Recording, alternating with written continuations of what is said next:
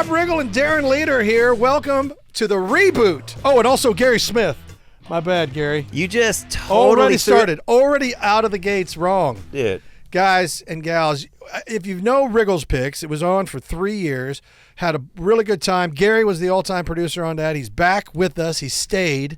I had to beg him. I had to beg him a lot. With money. And I had to put a tent in his front yard and camp out. It was almost a campaign of attrition where he finally was just like, I'll do it if you leave. Get off my lawn, Rob. Yeah. It was based on my neighbors.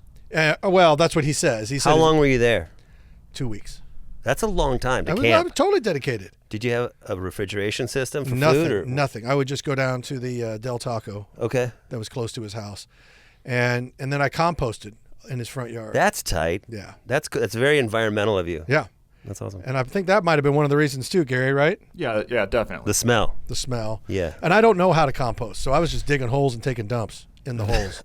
I think that's not composting. I think it is. I think that's just going to the bathroom. Composting isn't it when you like put all your leaves and fruit together and you make fuel? I put all my trash and all the leaves, all Gary's leaves, and my dump into that hole in his front yard. So it was kind of cool because you got your leaves raked on a daily. Gary? I mean, that was nice, but, I was blaming a lot of Rob's behavior on my dog, and now my neighbors don't like the dog, and they don't like Rob, but, I'm back. But Gary's here.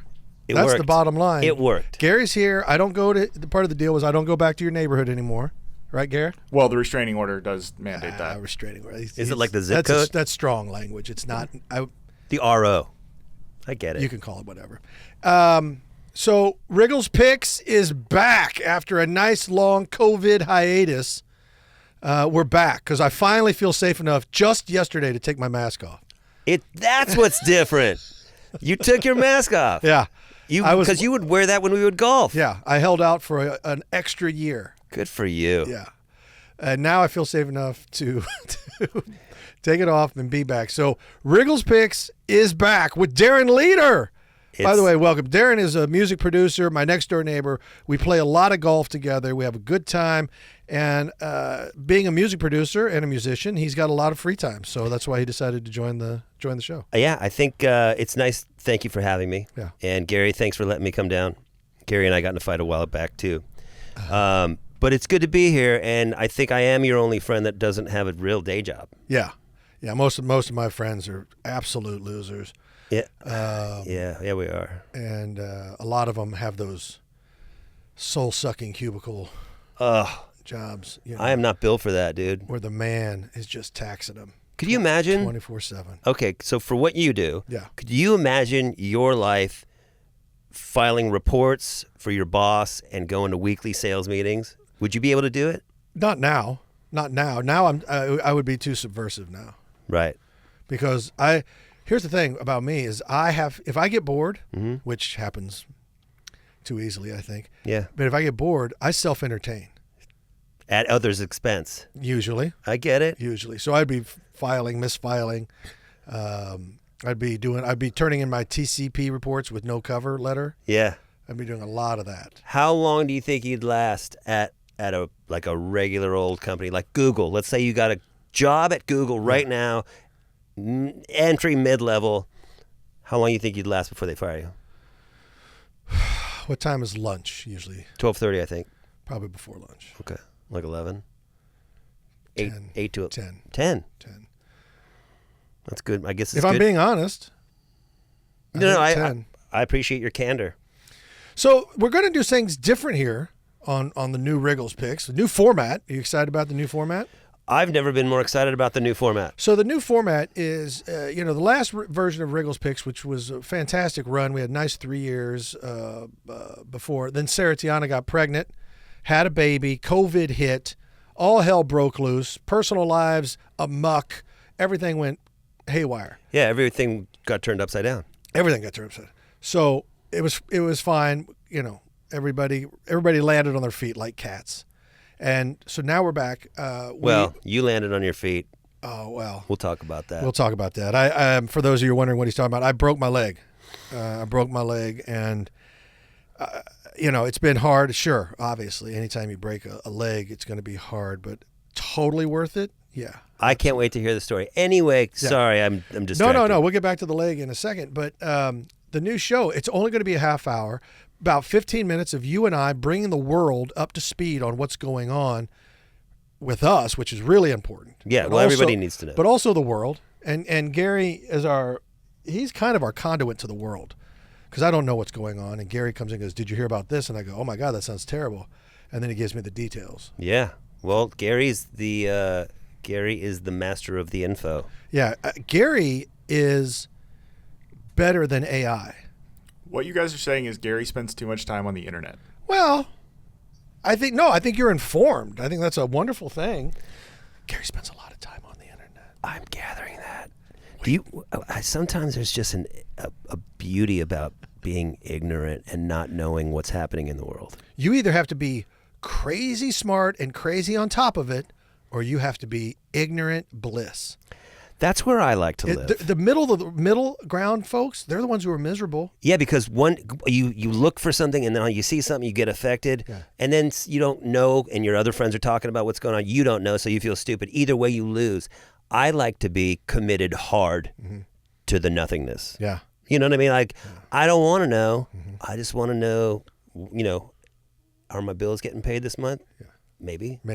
Yeah. Living in the Void. Yeah. Which is a title for a book I've been thinking about writing, also an album I'm thinking about, also just a spoken word album. But Living in the Void is wonderful. As you're saying that, I'm thinking about your album. I'd like to produce it, and here's my vision. Okay. It's you in a studio with a microphone, and you don't say a word for 47 minutes and 62 seconds, living in the void, and it will get Grammys. Can you? But it's very avant-garde because you can hear little sounds in the background. Oh yeah, like the chair moving, and you going, and it's 47 minutes of that. It's 13 tracks of nothing. I'm telling you, this will be the easiest thing I've ever done, and the most difficult. Speaking of that, okay, I keep my head is so excited to be here, and I keep distracting you from the mission, and you're describing Riggle's Picks to everybody because it's new. It's a new format. Yeah, but I know you've been dying to hear what happened with my leg. I want to know because I saw you, and let's be honest, you asked me for a ride today. I can't drive. I can't drive because it's my right leg that's broken. So Can you drive with your left? I could, but I put everybody at risk. I put everybody around me at risk. That's thoughtful. Yeah. And look, this is what it would look like. I'd be like, oh God, my foot's stuck. And, the accelerator would lock down. And yeah, I get that. You see what I'm saying? Yeah. So what happened was I was coming home from the gym. I had just finished doing some supersets. And it was a back and bi day. I break it down with back and bi, chest and tri, shoulders and thighs. Anyway, that's me. I don't want to drag you down. Do you rhyme it intentionally to remember? Do you rhyme all those? Like the days that you're doing that back and bi, shoulder, tri, legs and thigh? Like, no, that's what everybody's doing? That's it. That's just I got to get to the gym. Yeah, you should. So it was a back and bi day. And I'd done so many supersets. I was wiped out, as you can imagine. Did you go to exhaustion? To muscle failure. Yeah, that's go. I always go to muscle failure. That's baller right there. Man. Always go to muscle failure. Okay, so take me through it. So I get done with that. I'm walking home, and I see a school bus being driven by a nun. Apparently, there were some blind orphans. I didn't know that at the time. I figured that out. I found out later. Had crashed. Everybody was driving by. Nobody cared. I obviously sprinted with burned out thighs, by the way, sprinted over, managed to lift part of the bus and get some of the kids out, got everybody out eventually, but it took me about an hour. In the process, I broke my leg. No big whoop. Hero is a strong word. I think it gets abused. It sounds like you are one. But in this case, I think it applies for sure. Did you know they were blind as you were running towards them, or you found that out after? I found out when I got there, and I kept going, this way, over here. Right. Yeah. Come here, Clark. Yeah, no, where you going? I kept saying, where are you going? Yeah. This here. You're a bad listener. Yeah. And then I figured out, these guys can't see. when did you find out they were all orphans? Because this sounds like a early Superman comic plot. It does, actually. I didn't know until, I got everybody off, and then I saw on the side of the bus, it said orphan bus. Catholic Blind Orphanage bus. Yep. That's pretty amazing. Yeah, and so I told people that, and they look at me, I'll be honest, out of the corner of their eye almost. And they like kind of side-eye? Yeah, they side-eye me, and I'm always like, what? Yeah. What? And I'm starting to pick up a vibe like maybe they don't believe me. I don't know why they wouldn't, because nuns driving blind orphans is so common. And the fact that you were there, you were burned out from your workout, and you could lift a bus, Yeah. I believe it. Thank you. It seems plausible. What I'm concerned about more than the boot on your leg is what's going on the other foot. I don't know if I've ever seen that, and I don't know if I like it. So what happens here is when you have a boot. Okay, I got all three. Good. You just flex your calf? No. Yeah, you're flexing your calf. Am I? Yeah, a little bit. I don't feel like I am. Can you hear your voice? It's changing. Wow, Darren, I'm with you. I'm not sure which one of those is more offensive. Yeah. So this, I'm telling you, Gary. There's a lot of embarrassment going on today. Okay. One, let's just start with I have a broken leg. It's in a boot. Okay. That's shameful. It's a cool reason, though. A lot of people point at it and laugh. Children today at the Starbucks, laughed. One kid pointed at it and said, look, mommy, an idiot. Yeah. And then this I have on. Can I guess? What? Can I guess why you have that on? Sure. All right. I'm going to just guess that the boot makes you taller on one side. The doctor doesn't want you to have any more scoliosis than you already have. So he is like, let's level Riggle. We're going to level him. I got leveled. Is that what that is? That is you are. Look at the big brain on Brad. I went to medical school. This is amazing. No, I have been leveled with this hideous. That is so. It's the ugliest. Shameful. This is shameful. I'm more embarrassed about this than the broken leg. I would be too. And I got to tell you. So first of all, one of the things that I like to say when I see my friends in funky shoes, I go, "Oh, how long does the doctor say you have to wear those?" It's a joke that I got from my dad. Yeah. But I'm actually curious how long the doctor says you have to wear that. As long as I have the boot, I have to wear this hideous snowshoe. This what do they call it? Clamp-ons? Clamp-on. I think that's what they call those ice shoes. Crampons. Crampons? Yeah, they're the ice with the ice spikes, and they're like this. This is a crampon, and you put it on over your shoe.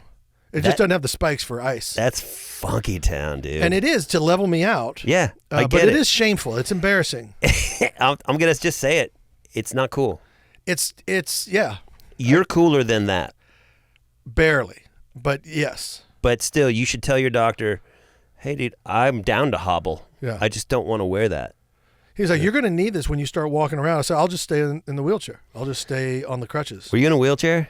No, I was just on crutches. But I couldn't put any weight on it until quite literally today's my first day to put weight on it. Oh, really? Yeah. I can't believe you did that, rescuing blind orphans. That's how it happened. I'm impressed. I've never broken a bone. Yeah. Ever. Are you serious? I'm knocking on wood. I don't want to leave the studio here and break a bone. I've never had a broken bone. But look at these things. Hey, Gary. Yeah. I think I left my phone there. Call Jeff Gillooly. Why are you calling Jeff Gillooly? Because I want to fix this. You need to grow up. You need to break some bones. I don't want to break a bone. Well, I tell you what, Darren, I'm not calling him because aside from a toe, I'm with you. You broke a toe. I've broken a toe or two maybe, but I've never had a legitimate bone break. Well, see, this is what happens when you have man bones like this. Like thick, hardy, rich, iron-rich bones. They're hard to break. Mine are the exact same. Yours are fragile and frail and little and tiny. That is a hasty assessment. It's not me. These are robust. I'm not assessing. I'm just looking. That's robust. This is robust. Those are cute. It's not cute. Don't ever describe my brawny bones as cute, man. Well, I'm just letting the boot do the talking, right? Who broke their tibia? I can't defend the boot. I can't defend the boot. So back to the structure of the show, you and I are going to bring people up to speed on the world. Okay, and this being Riggle's Picks, which we brought from, people are like, what's up with the name? We brought it from the segment I used to do on Fox NFL, Riggle's Picks. Yeah. And it just made sense. So we just kept it in It's a place. good name. I mean, It flows. It's solid. It flows. Yeah. It's natural. It's easy to remember. It's on the tip of your tongue. Boom, bom, bing, bong, Riggle's boom. Picks. Riggle's Picks. Yeah. So what we're going to do is, we'll pick a theme to talk about. Like today, we have a special guest. So the previous existence of this show, we didn't have any guests. Right. Every now and then, we'd have a random guest. You would do skits. Yeah, I think you came on as a guest. Yes. Yeah. So we'd have guests and we'd have that kind of stuff going on. But now we are bringing on legit guests. Like heavy hitters. Heavy hitters. Like, how about today? Who's our guest today? Oh, I don't know. Perhaps one of the most prolific comedic actors out there in the world today. I'm talking about MacGruber. I'm talking about Will Forte. That's amazing. I gotta say, when I saw that Will was going to be a guest today, I was super stoked. Yeah. Yeah. I mean, who gets to talk to MacGruber? And the thing about Will and I were on SNL at the same time, and sweet guy. He's really one of the nicest guys in show business. Very sincere, very kind. Real. Has a big heart too, like very generous. And I know this because he has come to my charity event in Kansas City, and I've seen him with the kids in the hospital, and he's just so gracious. That's awesome. He is. He is a very, very talented writer too. People don't realize what a great writer he is. He wrote MacGruber, right? He writes almost everything. That's ridiculous. Yeah. And so anyway, crazy talented, super fun guy. He's going to be joining us today. How fun is that? It doesn't get better. Right. So how fun is that? So that's going to be sort of the new format. We're going to talk for a little while, shoot the breeze. Gary will tell us if there's any headlines we need to know about. Like, I assume both Biden and Trump are being prosecuted for something. At least one thing. At least one thing. Yeah. This is where it's awesome to live in the void. I love the void. Yeah, like China, Russia. Everybody's causing trouble. Resources, climate. We're all going to die. It's fires, all over. Yeah. The whole deal. The whole deal. The apocalypse. Some say has begun. It's all coming down, and I'm in a air temperature controlled room, which is so critical in these hot summer days. Yeah. But yeah, so we'll talk about all that stuff, the stuff that matters. It's important, and then we'll bring on a guest and we'll chew the fat with them. Oh, we're gonna have a little chat. Yeah, I love it. I'm stoked to be here. It's nice to be out of the house that I live in all day and do nothing but write and record music. That's awesome, though. It's awesome. That's a nice outlet for you. It's cool. This is fun. I can't wait to talk to our guests. I can't wait to solve the world's problems. Gary, are you out? Are you happy to be out of the house? I am very happy to be out of the house. Yeah, I think that's most people. Yeah. Well, his house smells because you did the compost thing there. Exactly. Well, that's why he's happy. I don't put that all on me. Is he here with us now? Did that work? Yes.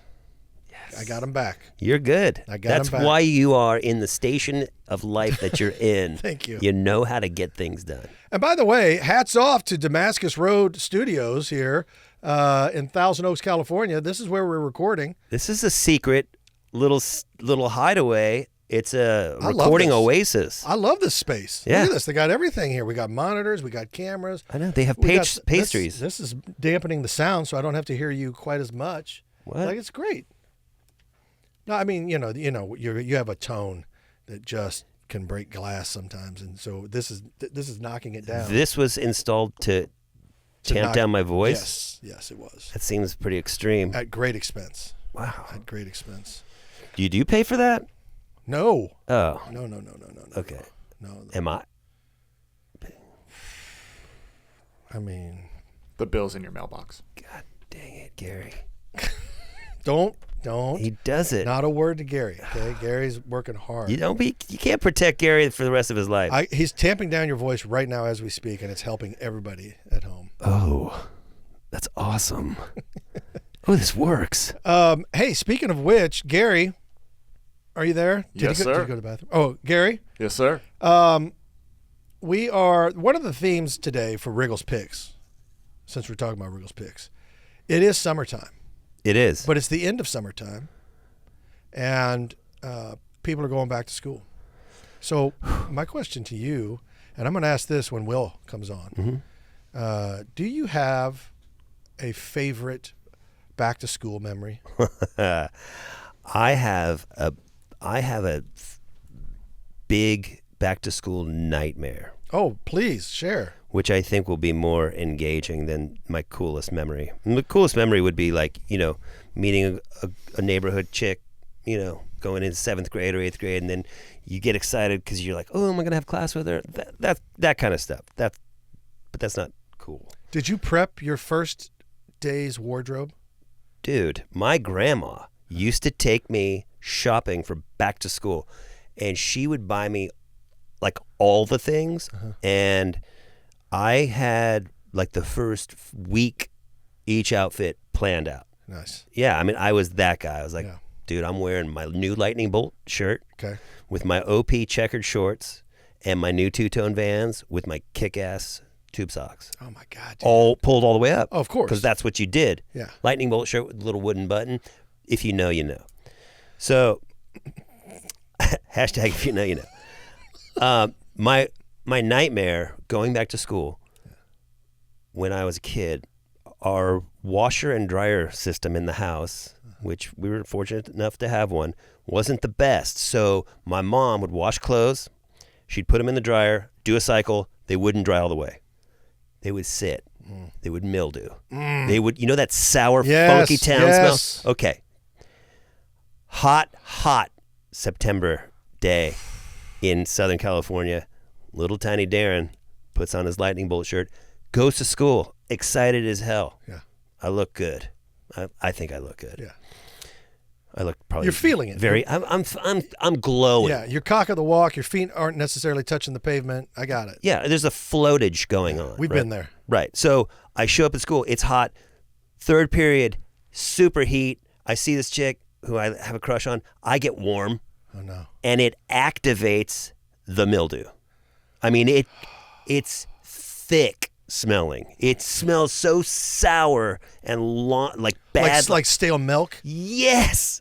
It's rough. So what do I do in my mind? What's going to help that? Oh, let me ask this girl over here for her perfume. Girl's perfume on top of sour laundry. And I smell like the compost pile at Gary's house. But worse. Now. No, this is bad. Now it's lunchtime. And I'm reeking of roses, cheap teenage girl perfume too. Horrible. Yeah. So at lunchtime, I take off my shirt. You have no choice. On the quad. Yes. I stick it in a drinking fountain. I'm doing my laundry in 7th grade drinking fountain. Shirtless on like the first day of school. I'm losing my mind. That's why I am the way I am now. Wow. Thanks, Mom. That's interesting you say that, because that is a powerful memory. It will never leave. It's why I do laundry almost twice a day. I am scarred. Yeah. I love you, Mom. But you killed me. You got pinched hard that day. You killed me. That's tough. That's tough. My back to school. That's what I think of. Wow. What's your most fond back to school memory? It wasn't anything like that. It wasn't anything as scarring and as horrific as that. It's awful. I do remember, I think it was 7th grade, and I grew up in the Midwest, Kansas City, so I was much nerdier than you out here with the checkered Vans and the Southern Cal lifestyle. I had to wear khakis the first day to school. Really? But they had pleats. Oh, yes. Yeah. That's tight. With a cloth belt or whatever. Oh, yeah. And a woven belt? A woven belt. And I had a little polo shirt, and I was tucked in. Was it a uniform? No. Oh, that was my choice. That's cool, dude. That's really cool, man. What? Nothing. You just burst out laughing when you said that's cool. No. I think it's awesome that you took that upon yourself to wear that outfit. Well, I've described that outfit to other people, and the first question they have is, did I have special needs? And I didn't. That was a choice. That's interesting. Was it your choice? No, not necessarily. I mean, yes and no. Like, it was, you need to look nice. It's first day of 7th grade. You're just starting junior high. You need to make a good impression. You didn't fight it. I was like, okay, what do I care? I don't know up from down. I put it on. I didn't like it. Was ill-fitting. The pants were ill-fitting. The pleats in the front ballooned out. Oh, yeah. Like Tiger Woods in 96. It was awful. I get it. Awful. And Google that, kids. You should Google that. What that looks like. Yeah. What the pleats look like. Pleats are a thing. Pleats were bad. They were robust and big. So when you sat down, they ballooned up. So it looked like I had a crotch dome. It in looks my like you had pants. a super big fat pouch. Yeah. Yeah. But it was just air and pleats. And so I wore that to school, and I never wore that outfit again, ever, ever, ever, ever. Because I realized just how out of step. Do you have a picture of it anywhere? Thank God. You got Thank it. God. The thing about when you and I grew up, pictures were not done. When you didn't take pictures, you took pictures for like Christmas. I know. And like a big event. You I never miss took that. daily pictures. Daily pictures didn't exist. I love having the memories in my head and not just pictures because it's so much cooler in my mind. Yeah. You know, like I described to you how I looked, but I probably didn't look nearly as cool as I'm describing. Yeah. And when I saved those kids and that nun, I'm describing it probably a little cooler than it happened, actually. It sounds like a lot. I'm probably the way I'm remembering it is much different because some people have described it as just falling down the stairs. Right, And with I'm no like, other people with around. no other people around. Yeah. And I'm like, that can't be what happened. But I see how you could go from one to the other. Yeah. That's natural. Yeah. I get that. Gary, is it time to call Will Forte? Yes, sir. Let's do it. Oh my God, we're going to call Will Forte right now. Are we going to see Will or are we going to hear Will? I think we're going to see him too. That's the plan. That's amazing. I know. We live in a technological world of advancement and So he's not here, robustness. but we're going to see him. Yeah. With our eyes. If it goes well, give him a shot, Gary. Okay, I'm not nervous because he's a really nice guy, but I'm nervous for you. You know what? I'm scared.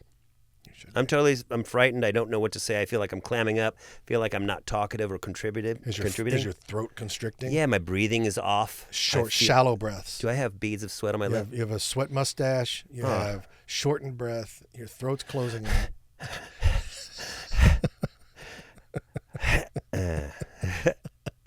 This is, by the way, this studio. This is awesome. I live here now. At This the is what I studio? do. Yeah, this is where I'm going to stay. You have your foot doctor. Everybody Nearby? comes to me now. Foot doctor. You're like Howard Hughes. You don't do anything. I'm going to pee in jars and let my fingernails grow. Oh God, That's the life. dude. If you won the lottery, would you do that? If I won the lottery, no, I couldn't because I love golfing too much, and the nails would get in the way. You're right. I mean, I could get down with the peeing in the jar, but I would want to golf. Yeah. Yeah. That's a good call. If you won the lottery, what would you do? I'd spend it all on a solid gold Cadillac. I like that you have obviously thought of that before. Everything gold. That would be the heaviest car ever. Ever. Yeah. Ever. Wow. I'm looking at Gary. I'm looking at Gary's focus right now. And people would say, well, you're not giving any of that to charity. You're not helping anybody. But I would take disadvantaged people for rides all the time if they wanted. You should take the blind orphans for a ride. Or the nun. I don't know if they'd appreciate a solid gold Cadillac. Well, they can't see it. That's the problem. So probably not them. Maybe they could just feel it. You'd be I- like, I- feel the gold. I don't even know if I want people touching the car, to be honest. Give them gloves. Okay. You know what I mean? Like, give them microfiber gloves so while they're touching it, they're polishing it. Polishing. You're making a lot more sense. Just really like, maximize your situation. That's what I try to do. I'd also hire a team of personal security, For the car? like 20. Oh, just for you? 20? It'd be a 4-car convoy everywhere I went.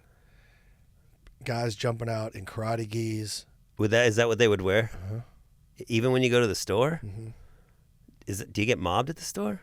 It doesn't matter. Okay. I want that kind of footprint. I understand. It's totally cost effective and it seems practical.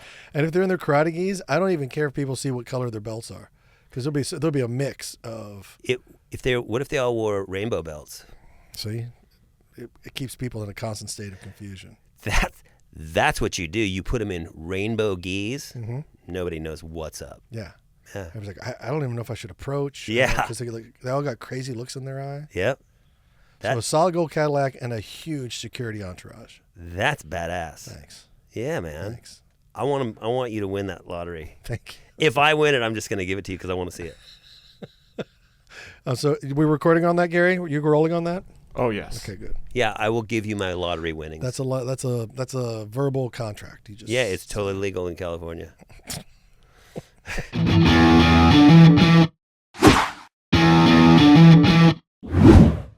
All right. Well, we are here with very fortunate to have, and I gave you just so you know, Will, I gave you quite a build-up saying who's joining us. Will Forte, everybody. Come on, give it up. Will Forte, everybody. Thank you for joining us. Will, a legend, a comedic genius, honestly, one of the top writers and comedic performers I've ever had the pleasure or privilege to even know or be around. Not to mention a great heart, because he supports charity. He wore look at what a team player he is. He wore a Slaps barbecue hat today for the show because that's in Kansas City, and it is one of the finest barbecue establishments. Is it the finest? I fell in love with it in this last big slick that we did, and I believe it is one of the top tier, definitely.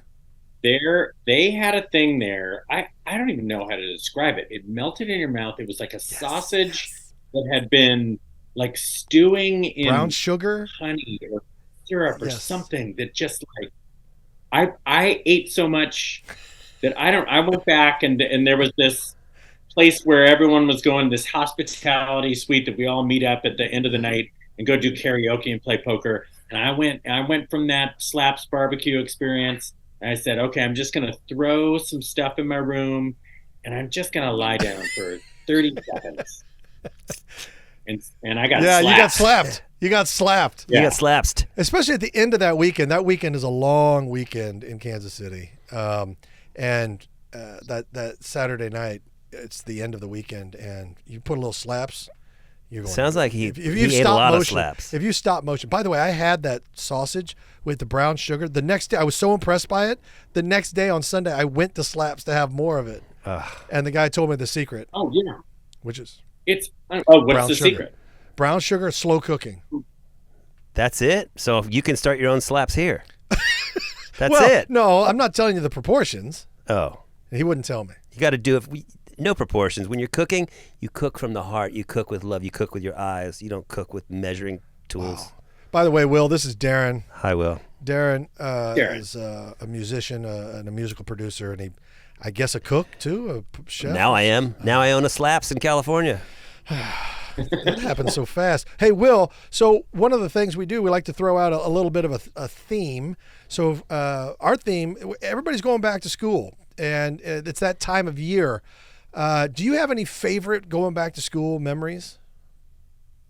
Or nightmares?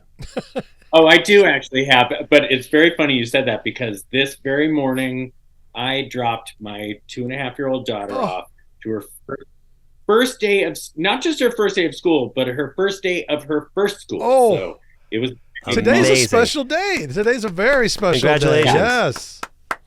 Their instruction was basically to send your daughter with the parent she loves less. So it's harder to say goodbye, or it's easier to say goodbye. The separation goodbye. anxiety is less. Okay, I guess that's me. No, it was so fun. We had a good time. We had one last little potty in before she went in. So she seemed to not be freaking out when I left. But yes, for my own personal school experience, there's one that jumps right out. I remembered I was going to a new school between 7th and 8th grade. We had moved just the town over, but I was like, okay, first day, 8th grade. I don't know anybody here. Make sure that I look super cool. Just wear a great outfit. So the outfit wasn't anything outlandish. It was just like a pair of OP shorts and Ocean Pacific, right? Yeah. OP stands for Ocean. Yeah. I'm not sponsored by OP, but they make a great short. So it was like light blue corduroy shorts. That don't come down super low on the leg. They're pretty high. Back in those days, that was the style. And then some kind of collared shirt, just short sleeve collared shirt. And then the main thing though was like, okay, I'm wearing these shorts. I gotta wear socks and shoes, but I want to make sure to not have the socks go too high. The socks have to look cool. And so with that in mind, I look back on the pictures and my socks are pulled up as close to the knee as they can get. I mean, they were like those big, long socks that must have been, it was the dumbest look. And I was even on guard, like pay attention to where the socks are going. And the tube socks all the way up. Oh, yeah. God bless. Yeah. And I used to take great pleasure in there's something really nice about having the socks really high and then rolling them down the leg in a little, they curl down. Like George Washington hairdo, just rolled right over. Yeah, I get it. I used to have the tube socks to come up to the shin, and then scrunching them down just to the right level was critical if I was in shorts. Because I didn't like to have them up to the knee, but I couldn't wear ankle socks, so I had to crunch them down, but they had to be just kind of right. I think when I think we're all around the same age, you could tell what grade I was by the height of the sock. So in 6th grade, they was super high. 7th was a little bit lower, and as the grades went higher, the socks got a little scrunchy, and now they're just right over the shoe. Yeah. No, that's critical. It is funny. I still have not a huge long sock, but most of my socks are here. I'll show you what I got right now. This is they all have pictures of my kids on them. That's awesome. I just pulled them out. But so they're about this length, and you can't wear them like this. So I always try to get it down like this. But you don't really think about it when you're throwing your socks on. Usually I'm in a rush, so I jam them on, and they're probably higher than I want. And then 20 minutes later, I'm walking outside. I'm like, oh, I can't. My socks can't be up that high, so I try to scrunch them down a little bit. By the way, perfect socks for today. Perfect socks for today. Yeah. Oh, yeah. Absolutely. That was coordinated. That was planned out. That was planned out. That's my little Zoe. That's so sweet. But I don't know if I have a tremendous amount of leg hair. And so after that 20 minutes, it's that you can, anybody who walks by me right when I just scrunched my socks down can go like, oh, this guy just did that. Because there's definitely a sock indentation where they were it's pressed into my leg. Maybe that says something about bad blood pressure that I have. I don't know. No, we all have it. We all have it. Yeah. I get the same effect. I broke my leg recently, Will, and so I have this crampon on this shoe, which is highly unattractive. I don't know. It looks. It looks so. I've been taking a lot of heat. People have given me the business, a lot of jazz, and it's more shameful than this. This is bad. This is basically this is like a real Basic Instinct portion. Yeah, we're getting. Are you seeing something? We're displaying that leg. Wait, how did you break your leg again? Oh, I'd love to hear the story again. I was helping some children that were in a wrecked bus, and it required me to go into the burning bus and save a bunch of kids. It's so convoluted now. The details are fuzzy. It sounds different than what you said earlier. What I said? I saved a bunch of children. Yeah, but then you said you fell down the stairs. I said don't let the rumors of me falling down the stairs get out of control. Yeah, I feel like he fell down the stairs and he's created a scenario in his mind where he saved kids. So I don't know. Well, I mean, I guess there's a way that you falling down the stairs could have saved kids if you. Yep. Really think about it. If you really think about it, Darren. I'm really thinking about it. Well, you're not, because you just keep wanting to. Like if there were kids at the top of the stairs that, needed water. I gotta work. I guess here's how it could have gone down. If you had plans, on killing kids, then kids are now saved and living and happy because you broke your leg. That is a solid, plausible. I mean, it's a weird way to back into saving kids. I'm just saying that seems like could happen. It's a real turnaround. Yeah, it went dark. It went dark. I don't know. I'm sticking to the first story. Blind orphans and a nun in a school bus. Yeah. Okay. But it is only because you went so dark that it seems so light. So that's what happened. I definitely didn't fall down the stairs. I definitely didn't fall down the stairs. Okay. By the way, Will. Get into that age. That's the age. that is fall down the stage here. Now it's not. Oh, my dad broke his hip. Now it's my friend broke his hip. Yeah. That's rough, and that's real. I do have one of my best friends just had a hip replacement surgery. It's happening. Yeah. But you know what, though? That means that's a life well lived. Yeah. They weren't sitting in some cubicle. They're out there bumping and grinding. Doing their thing. At the club. They're doing the hippie shit. Yeah. Thank you. Yes. That is, that's a thing. That's a thing. Will Forte is obviously very prolific in all the projects that he's done, all the movies and the characters he's created over the years. We had the pleasure of we're on the same film, but for various reasons, you can't talk about some things, but we can talk about the. I was just about to tell you, we're not allowed to say, and I'm not even sure that I'm allowed to say my name. The rules are very confusing at times, but we've had the pleasure of working on some things together. One thing we can talk about, look, our days back at SNL, I was there very briefly. Will had an amazing career at SNL, and a great run.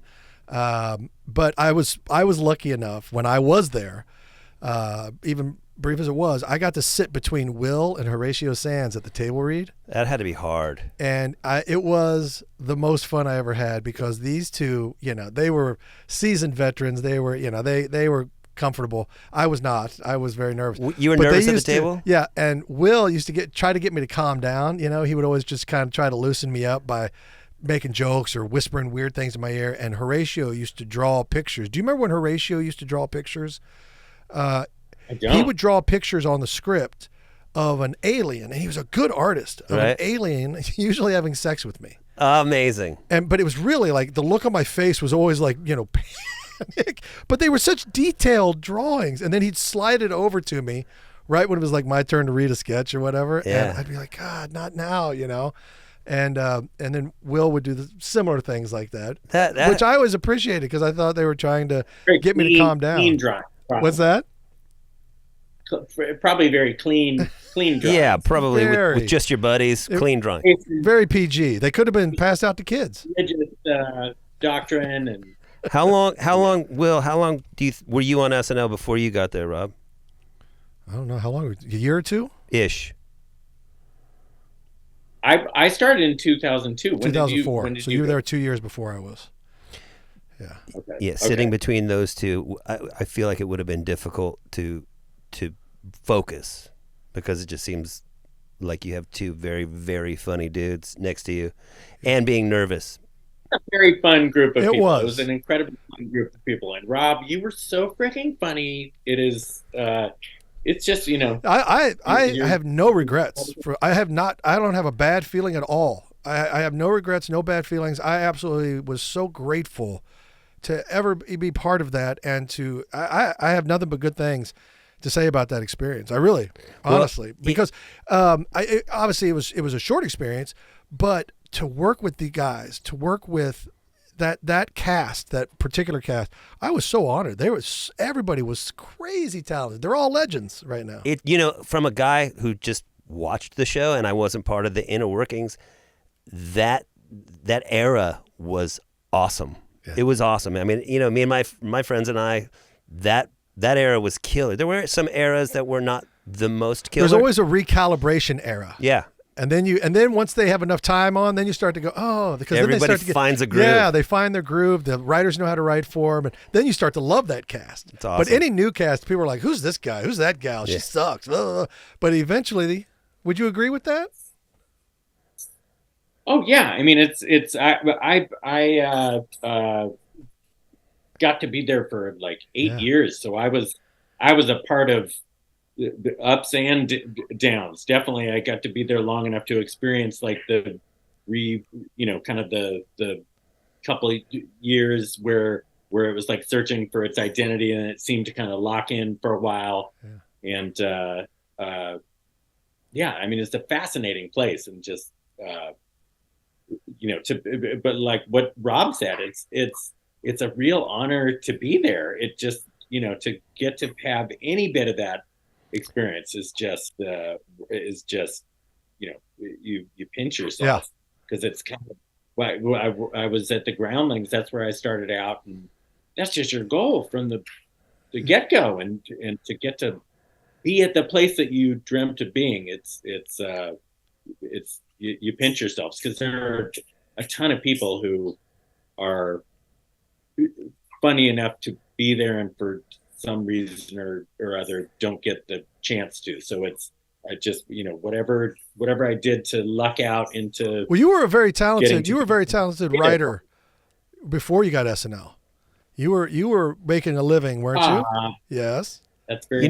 It seems to me like, and tell me if I'm wrong, but when you have an athlete and he rises through the ranks of college and semi-pro, and then you get to the pro level, it seems like SNL was that's where you got to be great to filter all the way up through all the things and competing with all the other people auditioning. You finally get to that show, which is so legendary, and it seems like a pinnacle, as a goal. And it like, that's where, when the show was great, that era you guys were on, and for me, the very, very early phases of that show, it's like, you're pro. You're a pro athlete, but you're a pro entertainer, comedian. I think that show's iconic. Obviously, absolutely, it's going on 50 years, so it's truly amazing and awesome. And so to have any connection to that is awesome. One of the coolest things I remember, and I don't know about what you think about this, Will, but the writers and the offices that's up on 17 in 30 Rock on 17th floor. And as you get off the elevator and you walk down, you come around the elevator bank and you start to walk down the hall to the, where all the writers are and the offices. There's headshots of every cast member all the way down the hallway on both sides.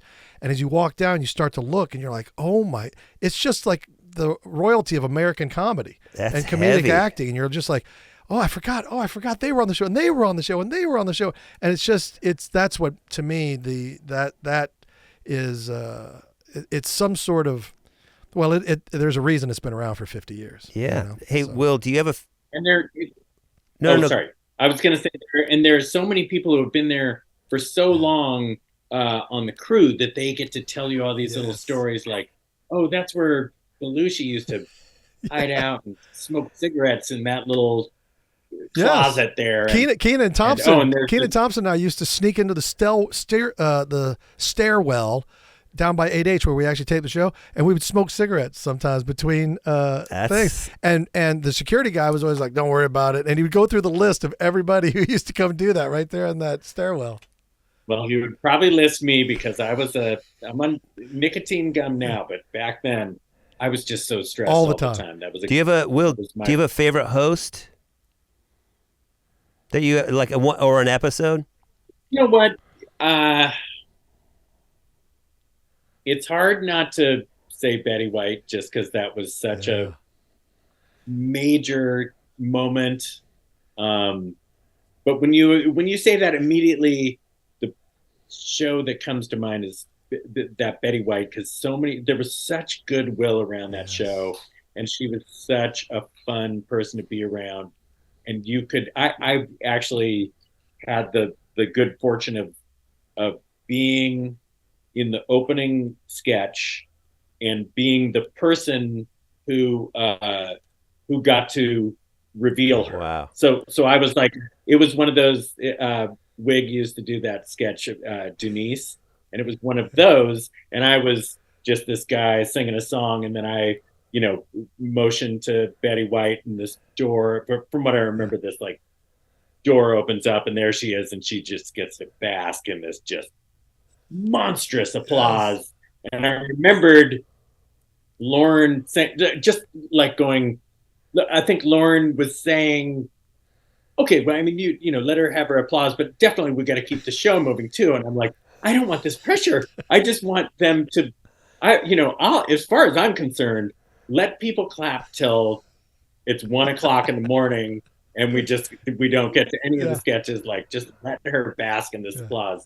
but somehow it all worked out. But that was a pretty magical time to be on. Absolutely. That's so cool. That is a cool episode.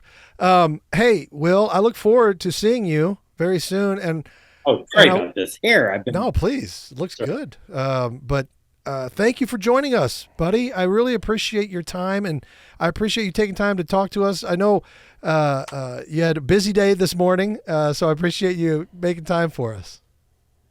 Hey, you guys are awesome. This was really fun. Please, let's do it again. Thank you, Will. We love having you on this, and I look forward to seeing you next week. I know we're gonna see each other. Yeah, let's do it when we can actually name names and talk about stuff.